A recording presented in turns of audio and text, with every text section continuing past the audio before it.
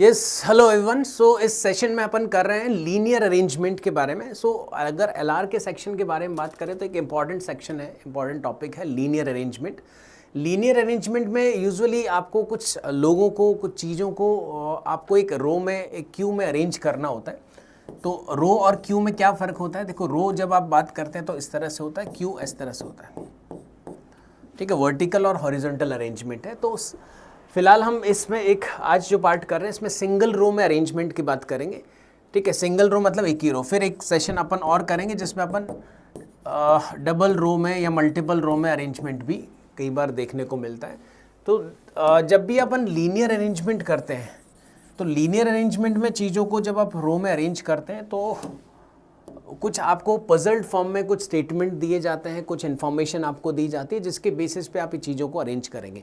जैसे if I say कि A is second to the left of B, तो मैंने एक एग्जांपल, एक स्टेटमेंट बोला कि लेट से बी यहाँ बैठा है, A is second to the left of B. तो जब आप इसके लेफ्ट राइट की बात करेंगे तो इसके फेस के हिसाब से इसका लेफ्ट या राइट डिसाइड होता है।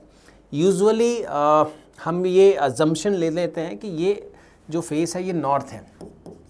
तो जब भी क्वेश्चन इस पे आता है तो यूजुअली आपको बोलता है नॉर्थ फेसिंग या साउथ फेसिंग। तो नॉर्थ फेसिंग या साउथ फेसिंग ऐसा हो सकता है, या अजम्पशन है बेसिकली। ऐसा ज़रूरी नहीं कि आप साउथ नीचे अज्यूम करें। ऐसा अज्यूम करने का फ़ायदा ये होता है कि अगर मैं इसको बी को ऐसा अज्यूम कर रहा हूँ तो बी का जो लेफ्ट है वो मेरा या आपका लेफ्ट है, और बी का जो राइट है वो अपन लोगों का राइट है। तो इसमें चीज़ों को अरेंज करने में थोड़ा आसानी रहेगी। तो if I say A is second to the left of B, तो बी का फेस इधर है, तो बी का फर्स्ट लेफ्ट, सेकेंड लेफ्ट, तो ए यहाँ पे आना चाहिए। तो this is called A is second to the left of B. या फिर मैं बोलूँ A is 2 places away towards the left of B, तो इसका मतलब भी एक ही है। सेकेंड टू द लेफ्ट आप बोले या 2 places away towards the left बोले, इट्स द सेम थिंग। अगर मैं यहाँ पे इसके बोलूँ कि इसके थर्ड राइट में, या बोलूँ 3 places away towards the right, it's the same thing, ठीक है। तो इस तरह के लैंग्वेजेस में आपको स्पेशली ध्यान रखना है। A is second to the left of B, C is third to the right of D, A and B are adjacent, ऐसा कुछ कुछ जो भी आपको स्टेटमेंट दे दे कि P and Q are adjacent, these are not adjacent, ये एक्सट्रीम एंड पे बैठा है, इस तरह के पजल्ड फॉर्म में आपको इन्फॉर्मेशन देगा। तो स्पेशली आपको लैंग्वेज का बहुत ध्यान रखना है। बहुत बार ऐसा कंफ्यूजिंग स्टेटमेंट आपको मिल सकते हैं जहाँ से, जैसे मैंने बोला A is second to the left of B, ठीक है। A is second to left of B, who is third to the right of C. तो अगर मैंने बोला A is second to the left of B, तो A is second to the left of B, B के left में second यहाँ पे हो गया। Now who is third to the right of C, तो अब यहाँ ध्यान रखना होगा कि ये हु किसके लिए आ रहा है। तो जब ये दो चीज़ों को कनेक्ट कर रहा है, third to the right of C, A is second to the left of B, तो ये third to the right of C कौन है, whether it is talking about A और बी। तो यहाँ पे इसका ध्यान रखना होगा, ये जो कंजंक्शन आपको यूज़ किया है हु, तो हु का मतलब यहाँ पे बात खत्म हुई है बी पे, तो ये बी को रेफर कर रहा है। तो A is second to the left of B, जो कि third to the right of C है। सी के राइट में थर्ड है कौन, बी। तो सी का फेस इधर अगर है तो इसका राइट में थर्ड पे ही आ गया। रिमेंबर यहाँ पे अगर बट लिख जाऊँ, if I say A is second to the left of B but third to the right of C, तो अभी मैं ए की ही बात कर रहा हूँ, ठीक है। यहाँ पे A is second to the left of B but third to the right of C, तो ए की बात चल रही है। तो ए बी के लेफ्ट में सेकेंड है बट वो सी के राइट में थर्ड है। तो इंटरप्रिटेशन बहुत इंपॉर्टेंट है, लैंग्वेज में क्या लिखा है और आप उससे क्या मतलब समझ रहे हैं, ठीक है। So let us take some example. और कोई ऐसा कुछ थ्योरी नहीं है, कोई फॉर्मूला नहीं है रीजनिंग में अरेंजमेंट का या किसी भी रीजनिंग के टॉपिक का। यूजुअली कोई स्टैंडर्ड कोई फॉर्मूला नहीं होता, कुछ रूल्स नहीं होते।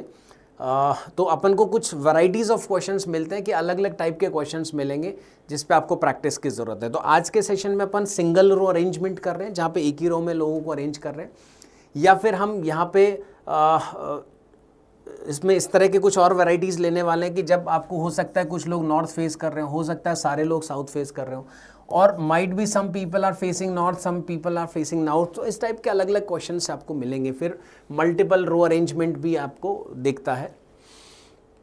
चलिए तो स्टार्ट करते हैं इस बेसिक से क्वेश्चन के साथ। इसमें लिखा है इन अ रो ऑफ 15 पर्सन, 15 लोगों की एक रो है, x is sitting 7th from the left. Okay, x जो बंदा है वो लेफ्ट से 7th है। तो 1 2 3 4 5 6, उसके बाद x, मतलब x के लेफ्ट में 6 लोग और हैं, ठीक है। तो x is 7th from the left, y is 8th from the right. अभी मुझे नहीं पता y यहाँ बैठा है, यहाँ बैठा है और यहाँ बैठा है, तो कितना स्पेस का गैप है, तो मैं एक अलग से अजम्पशन ले लेता हूँ कि यहाँ पे y कहीं है, तो y is 8th from the right, तो राइट से 1 2 3 4 5 6 7, तो ये बंदा 8th है।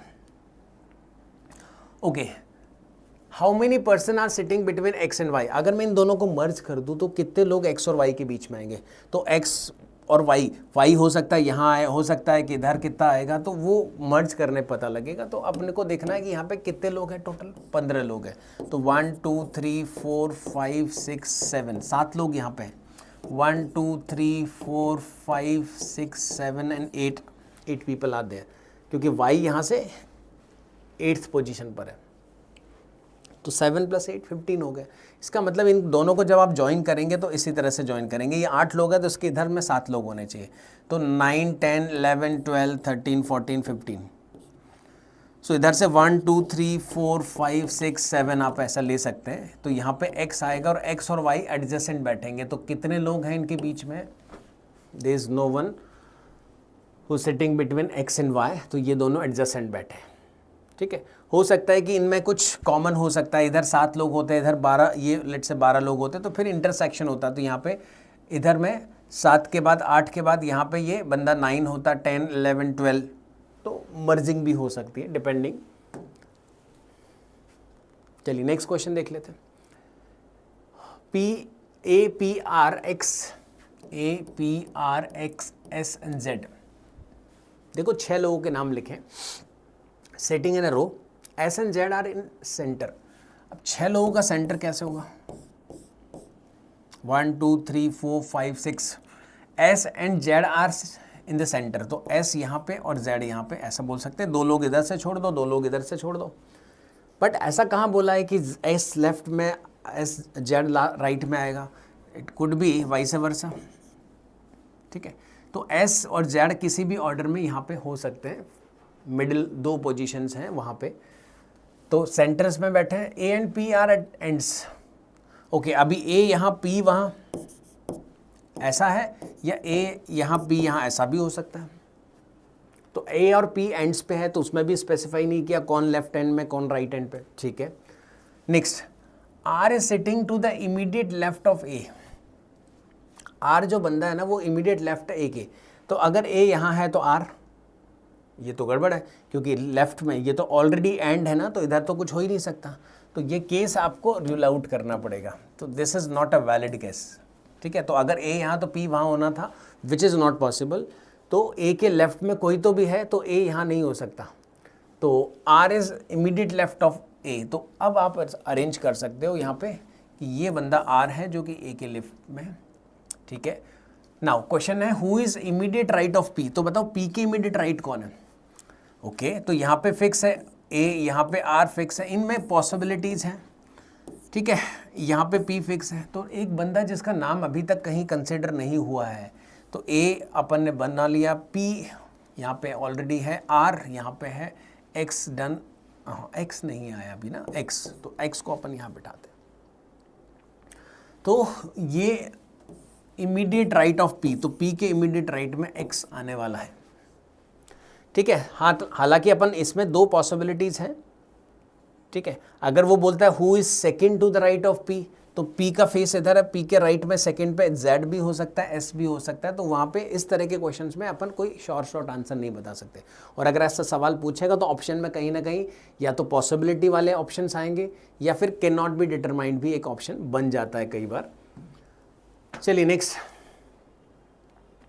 ABCDE 5 लोगों की बात चल रही है, सिटिंग ऑन अ बेंच। अच्छा, ऐसा बहुत बार ऐसा होता है कि यहाँ पे फेस डायरेक्शंस नहीं मेंशन करता है कि whether they are facing towards left right, sorry east west north south, ऐसा कुछ भी, तो बाय डिफ़ॉल्ट हम इनकी फेस ऐसा अज्यूम करते हैं। अगर वो मेंशन करेगा तो फिर अपन सोचेंगे, अदरवाइज तो अपन, क्योंकि हमारी सहूलियत ऐसा है, हम थोड़ा कन्वीनियंट हमारे लिए ऐसा रहेगा, क्योंकि इनका फेस हमारा, इनका लेफ्ट हमारा लेफ्ट, इनका राइट हमारा राइट है, तो अपन ऐसा ही अज्यूम करते हैं। तो 5 लोग ABCDE sitting on a bench, D is not sitting with E, ठीक है, डी ई के साथ नहीं है। Who is on the left end of the bench, okay, तो ई जो बंदा है ना वो लेफ्ट एंड में है, ये ई है।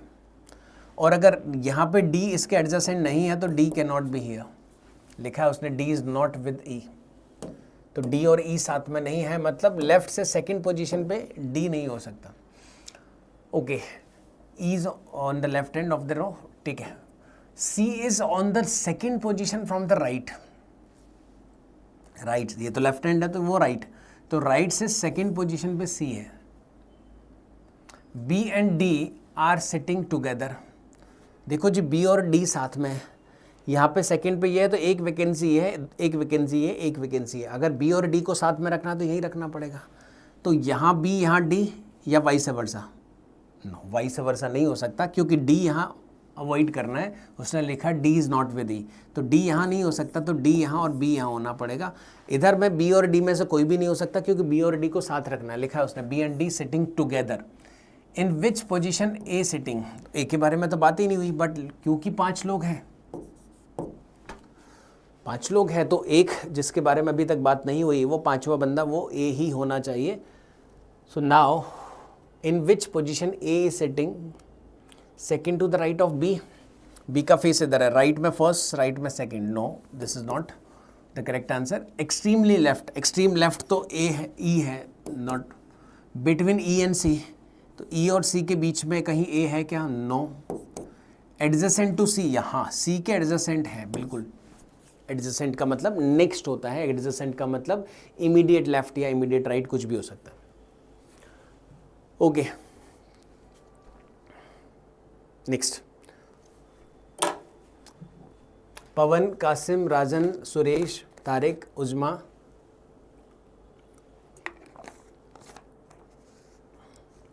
वसीमन, जनाब।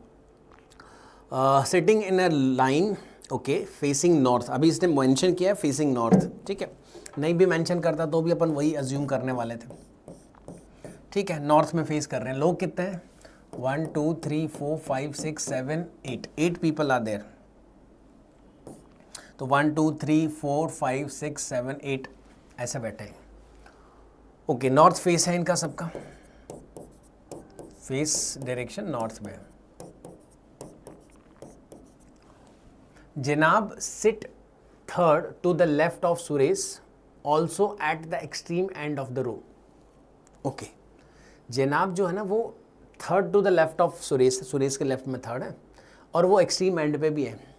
अच्छा, ये नहीं बताया उसने कि एक्सट्रीम एंड कौन सा वाला, which one, whether left extreme और राइट एक्सट्रीम, बट अंडरस्टूड है कि अगर कोई बंदा Janab is third to the left of Suresh, Suresh के लेफ्ट में थर्ड है, तो जनाब यहाँ तो नहीं हो सकता ना, क्योंकि ये बंदा राइट एंड पे है, मतलब सबके राइट है, एक्सट्रीम राइट है, तो ये किसी के भी लेफ्ट नहीं हो सकता, तो जनाब एक्सट्रीम लेफ्ट ही होना पड़ेगा, एक्सट्रीम राइट तो हो नहीं सकता।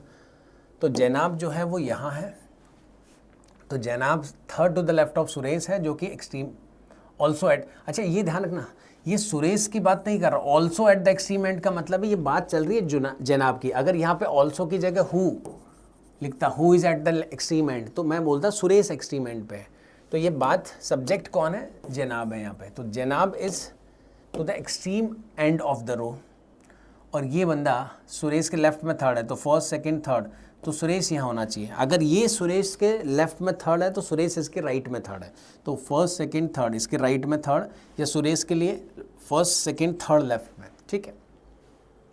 Only 1 person set between Suresh and Kasim, Suresh और कासिम के बीच में सिर्फ एक बंदा है, तो कासिम यहाँ हो सकता है बट कासिम यहाँ भी तो हो सकता है, 2 पॉसिबिलिटीज़ है।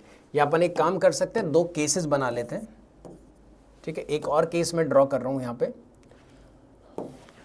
ZS यहाँ पे, ठीक है, Q यहाँ भी हो सकता है और Q यहाँ भी हो सकता है,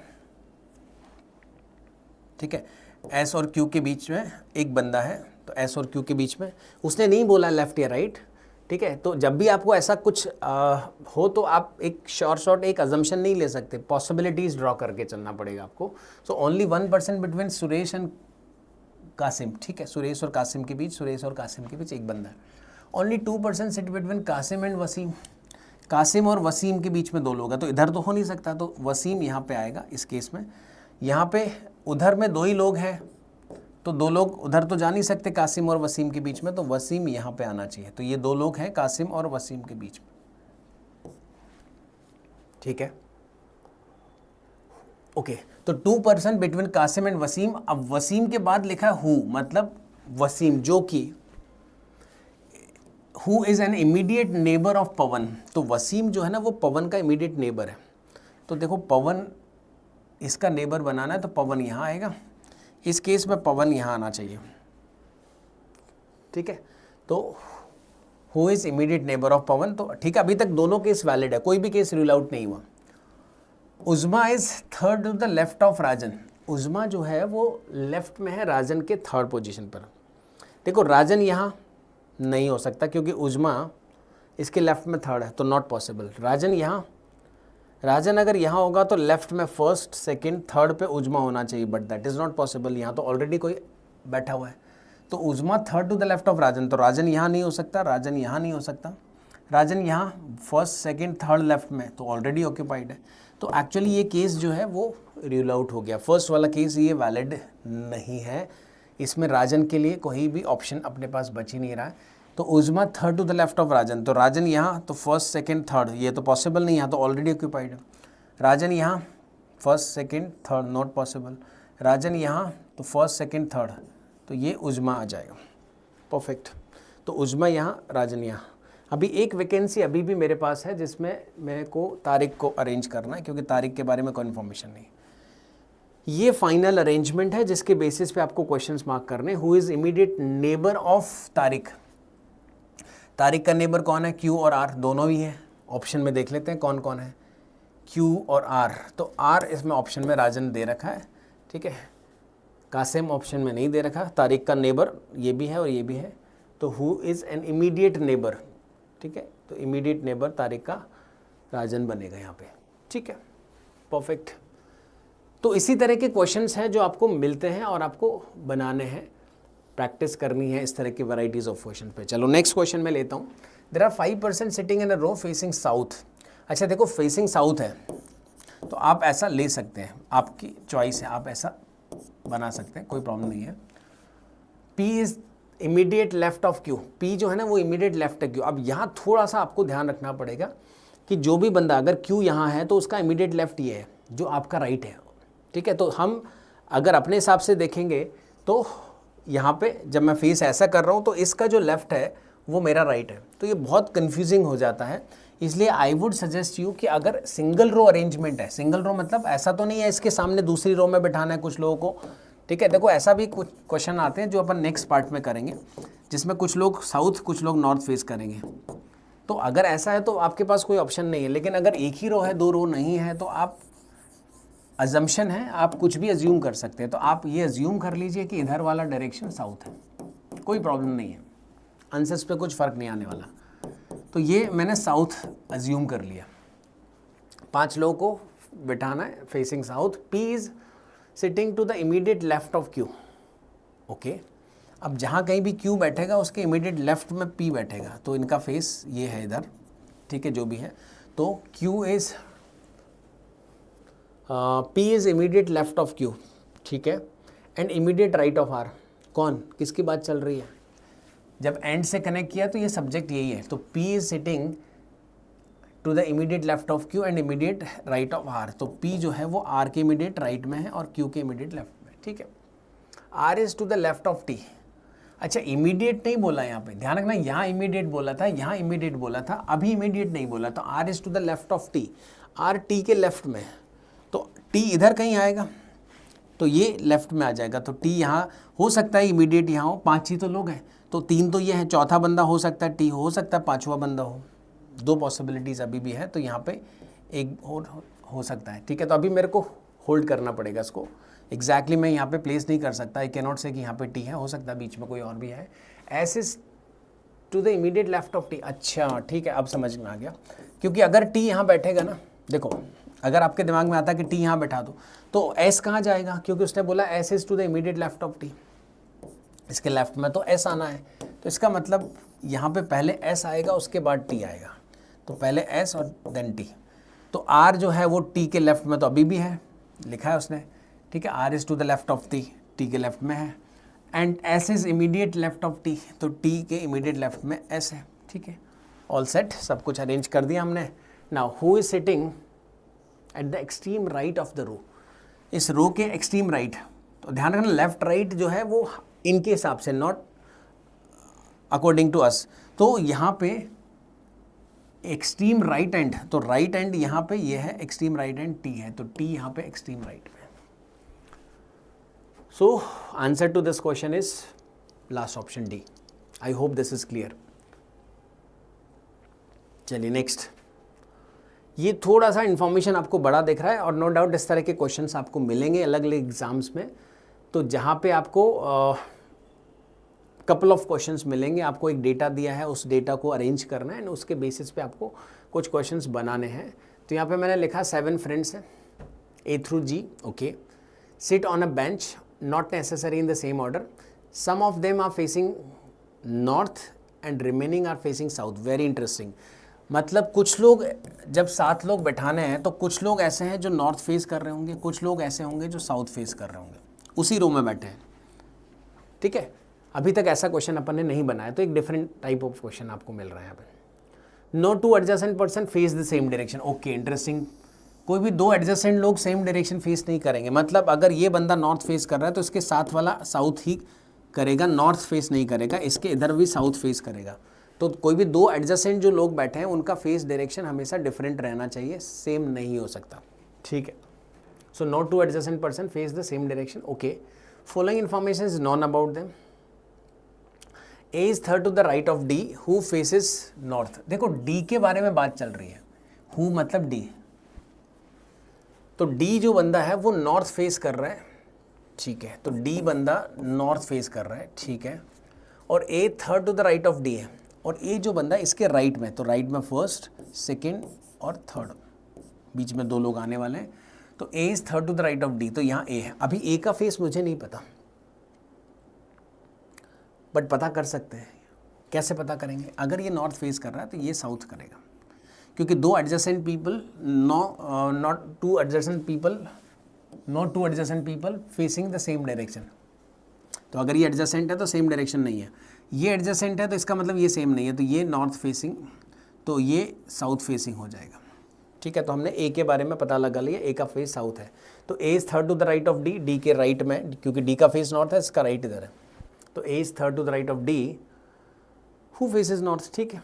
but neither of them sit at an end, okay, कोई भी बंदा एंड पे नहीं। कौन, किसकी बात चल रही है? ए और डी की बात चल रही है, तो ए और डी में से कोई भी एंड पे नहीं है, मतलब यहाँ से इधर भी कोई ना कोई एटलीस्ट 1 पर्सन इज देयर, यहाँ से उस तरफ भी at least 1 person is sitting there. अभी भी देखो 7 लोग हैं, 1 2 3 4 5 6, मतलब ये हुआ कि इधर 2 लोग हो सकते हैं, या फिर हो सकता है इधर है तो उधर 2 लोग हो सकते हैं, पॉसिबिलिटी है कि या तो इधर 2 हैं या फिर उधर 2, ठीक है। 3 person sit between D and G, D और जी के बीच में 3 लोग हैं, डी के इधर में ज़्यादा से ज़्यादा 2 लोग हो सकते हैं यार, तो डी और जी के बीच में 3 लोग हैं तो वो इधर तो नहीं हो सकता, डी और जी के बीच में 3 लोग बैठेंगे तो वो इधर ही होना चाहिए, और ये बंदा जी होगा। डी और जी के बीच में 3 लोग हैं, तो डी और जी के बीच में 1 2 3, उस तरफ हो नहीं सकता क्योंकि ऑलरेडी ये 6 लोग हैं, तो 7वां एक बंदा और हो सकता है उधर, तो 3 लोग बिठाने का मतलब है उधर 4 लोग कम से कम चाहिए थे ना, दैट इज़ नॉट पॉसिबल। तो डी और जी के बीच में 3 लोग इधर ही हो सकता है। F second to the left of E, देखो सेकेंड टू द लेफ्ट का क्या मतलब होता है? सेकेंड टू द लेफ्ट का मतलब बीच में एक बंदा है, ठीक है। अगर कोई बंदा ये है, इसका लेफ्ट में फर्स्ट, लेफ्ट में सेकेंड, तो बीच में एक बंदा है ना, तो एफ और ई के बीच में एक बंदा आएगा, तो आई थिंक एफ और ई इन 2 पोजीशन पे हो सकते हैं। इनमें से कोई भी बंदा यहाँ नहीं होगा, क्योंकि सेकंड वाला इसके लेफ्ट में सेकंड, इधर यहाँ पे दूसरा बंदा नहीं आ सकता, तो लेफ्ट में सेकंड का मतलब है बीच में एक ही बंदा होना चाहिए, तो एफ इसके बीच में एक बंदा, ई और एफ यहाँ पे कोई भी नहीं आ सकता, यहाँ और यहाँ दोनों आ सकते हैं। एक वैकेंसी अगर इधर भी ले लूँ तो भी पॉसिबल नहीं, क्योंकि यहाँ पे सेकंड टू द लेफ्ट का मतलब बीच में एक, नॉट पॉसिबल। इधर एक बंदा अगर और आ गया तो भी वो ई और एफ नहीं हो सकता, क्योंकि अगर वो ई और एफ हुआ तो दूसरा बंदा यहाँ होना चाहिए ई और एफ में से, तो वहाँ तो डी ऑलरेडी है। तो किसी भी हाल में ई और एफ में से ई और एफ को इन दो पोजीशंस पे ही अरेंज करना है आपको, ई और एफ। अब इसमें एक और चीज़, यहाँ इसका फेस नॉर्थ है तो इसका फेस नॉर्थ नहीं होगा, साउथ होगा। तो ये दोनों का फेस साउथ है, साउथ फेस है। आप समझिए कि जैसे आप और हम हैं, तो आपका फेस नॉर्थ है, मेरा फेस साउथ है, तो मेरा जो लेफ्ट है वो आपका राइट है। सो यहाँ पे इन लोगों का F second to the left of E, तो ई के लेफ्ट में सेकंड पे एफ है, तो मेरे हिसाब से ई यहाँ होगा और एफ यहाँ होगा, उल्टा नहीं हो सकता। क्योंकि अगर ई यहाँ हुआ तो इसका लेफ्ट उधर चला जाएगा, तो ई के लेफ्ट में second, F is second to the left of E, तो ई को यहाँ, तो ई के लेफ्ट में सेकंड पे एफ आ गया। ठीक है कि इनके फेस इधर है, इसलिए इनका लेफ्ट भी उसी हिसाब से सोचना पड़ेगा आपको। तो F is second to the left of E, who is not, E के बारे में बात चल रही, who is not adjacent to B, मतलब ई जो है वो एडजेसेंट टू बी नहीं है। देखो अभी तक तो मेरे को डी मिला, इसका एडजेसेंट इधर, हाँ 1 2 3 4 5 6 6 लोग हैं ना, तो एक बंदा और है। अब हो सकता है ना इधर हो, तो मेक श्योर कि वो बंदा बी ना हो, लेकिन हो सकता है इधर कोई भी ना हो, क्या फ़र्क पड़ता है। वो जो सातवां बंदा जो आएगा वो उधर भी तो हो सकता है। तो इसके एडजेसेंट में कोई है या नहीं, बट अगर कोई है then it can not be B. ठीक है, तो बी यहाँ नहीं आना चाहिए, तो मेक श्योर यहाँ पे बी ना आए। ठीक है, तो बी यहाँ पे नहीं आ सकता, दैट्स इट। अच्छा बी के बारे, बी होगा कहाँ, यहाँ हो सकता है ना बी, उधर जा सकता है बी। और एक और इन्फॉर्मेशन जिसके बारे में मिसिंग है वो है सी और बी के बारे में यहाँ कहीं भी कुछ भी नहीं बोला। अब ऐसे क्वेश्चंस में आप ट्रैप हो सकते हैं, ध्यान रखना। यहाँ पे इसके बाद फिर आपका दिमाग चलना बंद हो गया, अभी कुछ नहीं पता बी कहाँ, सी कहाँ, how many percent faces north. तो मेरे को यहाँ पे जो दिख रहा है ये नॉर्थ फेसिंग है, ये बंदा जो भी होगा नॉर्थ फेसिंग है, ये बंदा भी नॉर्थ फेसिंग ही होगा। ठीक है, ये बंदा भी नॉर्थ फेसिंग होगा, क्योंकि ये साउथ है तो ये नॉर्थ होगा। बट चौथा बंदा कहाँ आएगा, यहाँ आएगा तो वो नॉर्थ फेसिंग आएगा, इधर आएगा तो ठीक है, मतलब सातवां बंदा जो है इन 6 के अलावा 1 2 3 4 5 6, सातवां बंदा यहाँ बी है तो सी उधर जा सकता है, यहाँ बी है तो सी इधर आ सकता है, यहाँ सी है तो बी उधर जा सकता है, यहाँ सी है तो बी उधर नहीं जा सकता। तो 3 केस तो अभी भी चल रहे हैं ना, 3 केस तो अभी भी वैलिड है। देखो कौन कौन से केसेस हैं, मैं ड्रॉ करता हूँ यहाँ पे। केस 1 और केस 2 और केस 3, 3 केसेस मेरे को जो समझ में आ रहे हैं मैं एक एक करके दिखा देता हूँ आपको। ई और एफ हम कर चुके हैं अरेंज। देखो ई डी एफ विकेंट ए जी, ठीक है, ई डी एफ विकेंट ए जी। 3 केसेस कौन से जो समझ में आ रहे हैं अपने को वो देख लेते हैं। अगर बी यहाँ है तो सी यहाँ हो सकता है, case 1।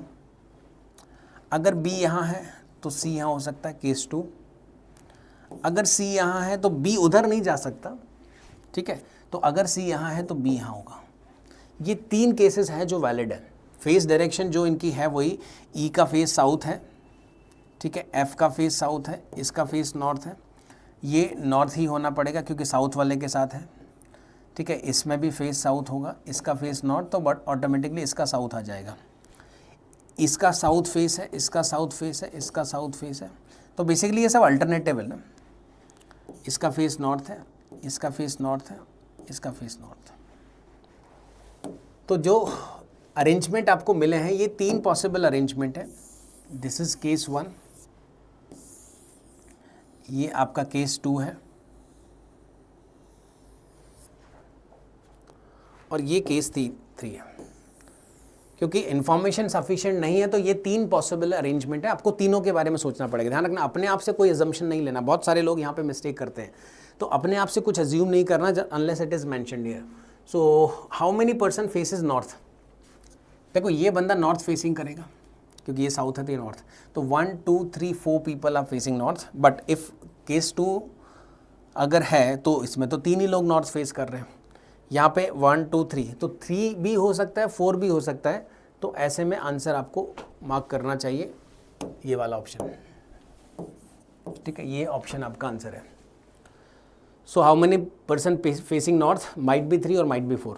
Who sit second to the right of A, A का फेस इधर है, ए का लेफ्ट उधर है, ए का राइट इधर है, तो second to the right of A F है, ए के राइट में सेकंड एफ है, ए के राइट में second, it is always F, but F option में नहीं दिया, नन ऑफ दीज दिया ना, ठीक है, तो नन ऑफ दीज भी तो हो सकता है ना आंसर, ये नहीं है, ये नहीं है, ये नहीं है, तो ए के राइट में सेकंड हमेशा एफ है, तो it is none of these. Now which of the following statement is are definitely false, remember this, definitely false. देखो डेफिनेटली फॉल्स किसको बोलते हैं? डेफिनेटली फॉल्स का मतलब it can never be true, ठीक है, कुछ भी हो जाए ये सच नहीं हो सकता. ई फेसेस साउथ, सो ई का फेस साउथ है, ये बात तो डेफिनेटली ट्रू है, हमेशा वैलिड है, तो ये तो डेफिनेटली ट्रू, अपने को तो डेफिनेटली फॉल्स चाहिए. B and C face same direction, B and C face same direction, ये भी ट्रू हो सकता है बट ये फॉल्स भी हो सकता है, ठीक है, ये फॉल्स भी हो सकता है और ट्रू भी हो सकता है, तो मैं इसको डेफिनेटली फॉल्स नहीं बोलूँगा क्योंकि ये ट्रू भी हो सकता है.